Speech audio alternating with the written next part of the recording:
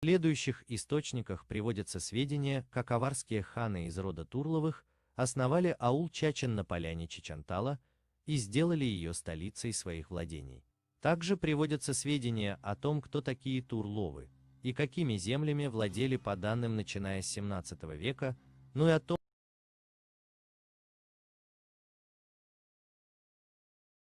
исторические факты и материалы Нахчи-этносе. Ну что же, мои уважаемые друзья, я обещал, что опровергну ложь ингушских псевдоисториков и общественников о том, что название нашего народа чеченцы дано якобы от названия села Чечен-Аул, Чечен-Талала.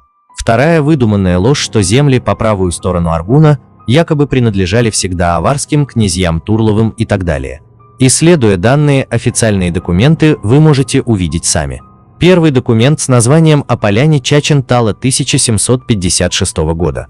Документ, где указано о народе чеченцев, датируется 1649-1708 годом. То есть, только через 48 лет нашли эту поляну, место, где якобы основали село Чечен-Аул, а после этого появился наш народ. Второй документ. Карта Северного Кавказа 1722 года. Эта официальная карта тоже нарисована до нахождения этой поляны за 34 года, и тут снова мы видим название чеченцы. Третий документ. На том же документе указано. Сам Алибек, сойдя с коня, прочитал надпись, имевшаяся на том камне, обратился. Обнаружилась надпись, гласящая о том, что это поляна.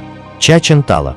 Для особо тупых объясню. Не Турловы дали это название, а оно было там, когда они туда прибыли.